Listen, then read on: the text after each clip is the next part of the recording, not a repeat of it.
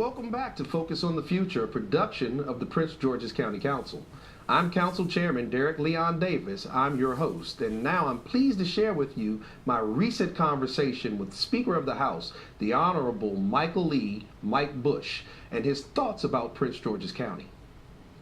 Well, hi, this is Council Chairman Derek Leon Davis, and I'm back here sitting, fortunately, with the Speaker of the Maryland House of Delegates, Mr. Busch. Mr. Busch is a good friend of ours. We actually have a mutual friend that he actually gave a great start in politics, making him chairman of a committee, but we'll get to that in a little bit. Let's start off talking about you, Speaker Busch. Before the political arena, there was sports, huh? I was very involved in athletics, yes. Someone told me that you almost were there being a running back for somebody. Talk a little bit about that. Well, I was very fortunate. Came out of St. Mary's High School, went to Temple University in Philadelphia. Played football there, actually held the rushing record. And unfortunately, in my junior year, I had my leg and my knee dislocated. That brought an end to it. But I had been courted by some professional teams at that point. But, questions in that day and age was a little different. I mean, they weren't as big, as fast, as strong as the kids are today. But it was a great experience, and I was very fortunate when I left college that I came back and had the opportunity to be a head football and basketball coach at St. Mary's High School. Okay. So I really learned quite a bit more from athletics, from dealing with young kids, and as a high school coach than I did actually in playing. So, but great experience and a great training ground for the Maryland General Assembly. Sounds like the ultimate speaker of the universe had a different plan for you and had to put you in that direction and to put you on the course, because they say that all of the things that you do with regard to youth athletics are just renowned throughout the state. Well, I've been very active in youth athletics. I think it gives an equal opportunity to every kid. It helps keep them out of trouble, gives them goals, helps them interact with others, understand the difference in winning and losing and how to handle both, and growing up to be mature individuals, whether you're a young lady or a young man. I mean, Title IX has been the greatest thing that happened to women's athletics as well, and it's given them great opportunities to enjoy team participation in sports and individual accomplishments in athletics. So, great job. We appreciate it. And as elected officials, we share very similar priorities: health, education, economic development. Your leadership and support here in Annapolis has done much to contribute to the greater quality of life for Prince Georgians, and I really want to say thank you for that on behalf of the County Council. Well, let me just say this. I mean, I had a lot of wonderful people to work with from Prince George's County, and they all bring a passion for doing something good for education. Absolutely. And, education is the great equalizer in my judgment. You give the opportunities for kids in education.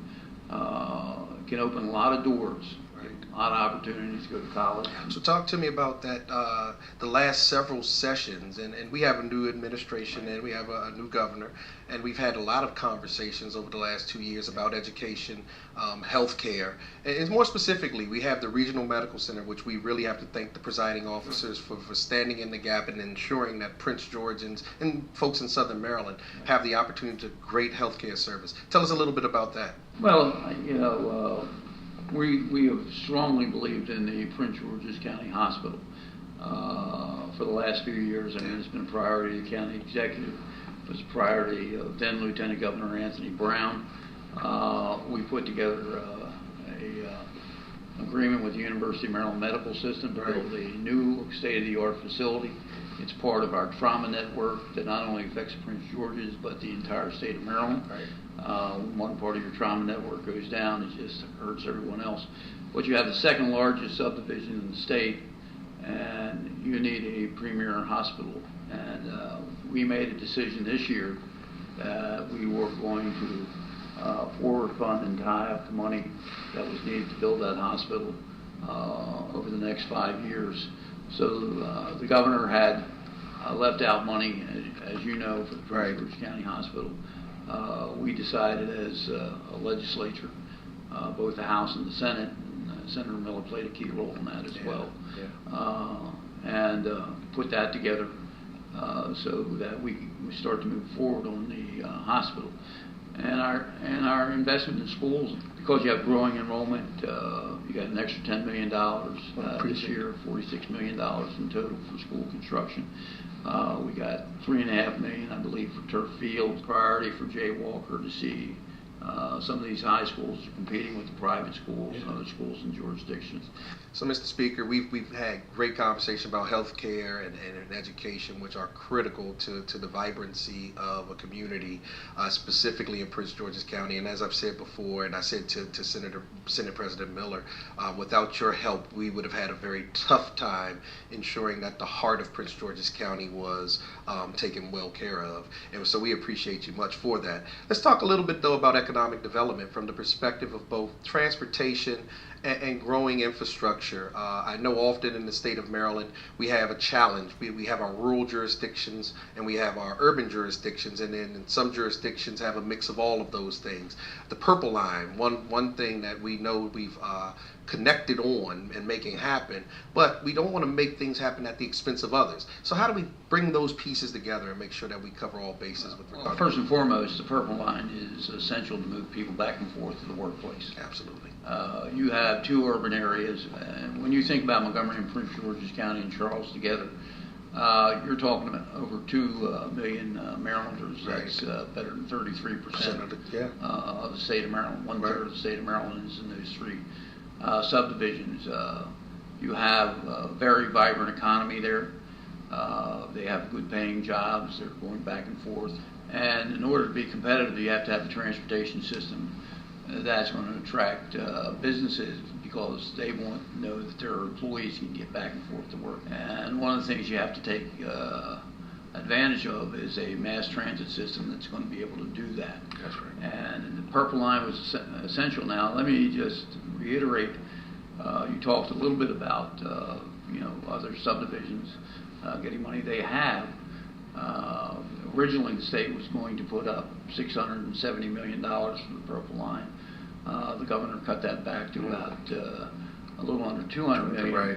So you're picking up some of the cost that was originally laid aside for you. Yeah. So I wouldn't feel bad about the investment you're getting from the state, because Prince George's County certainly stepped up to the plate in a big way for their portion of the Purple Line. We certainly appreciate your support over the years with regard to our transportation and transit issues.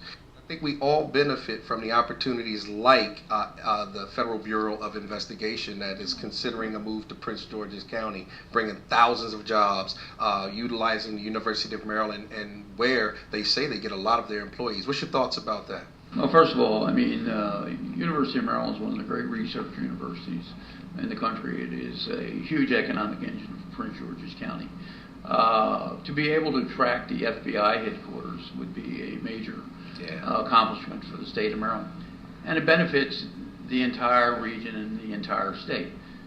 You're talking about better than 20,000 jobs when it's over, almost 12,000 from the FBI, plus the surrounding businesses that will settle there, the infrastructure, the labor and jobs that will be created there will have a great impact as well. But you can't just look at county lines anymore. I mean, when you have Fort Meade, you have the National Business Park, and you have the FBI headquarters, you have the University of Maryland, Prince George's, Montgomery, Anne Arundel, Howard County. I mean, sometimes the lines are blurred. That's right. But it benefits all of us. Yeah. And I think the collaborative effort between county governments, and I know you meet with the Maryland Association of Counties, right. The share information and things that you can work on together. Right. I think it's been a great asset to the state and to the individual counties. You know, so as a Prince Georgian who tries very hard not to be specifically parochial in a district, Right. you know, I understand the reality, and having a very good friend and namesake who works in the state of Maryland, we often have to talk about how we work closely together with the other jurisdictions that have needs. I believe you guys have done one heck of a job balancing that, and we as Prince Georgians are very grateful and very appreciative to those efforts, and we're looking for ways to ensure that we articulate our concerns, that we articulate our visions, and that we make sure that they're part of how we operate operate in the state of Maryland. State of Maryland is number one in education. We have some challenges that we're going to face, and we're grateful that you faced those down with us. We had challenges with regard to health care. We're grateful that you faced those challenges down with us. Transportation and our economy, they're next. Speaker Busch, I certainly appreciate this opportunity to talk with you, and I'll tell the other Derek that you said he was doing an okay job. No, he's doing better than okay, believe me. Derek Davis is a superstar in Annapolis, believe me. Good to see you. Thank you, Speaker Busch. All right, thanks. Thank you.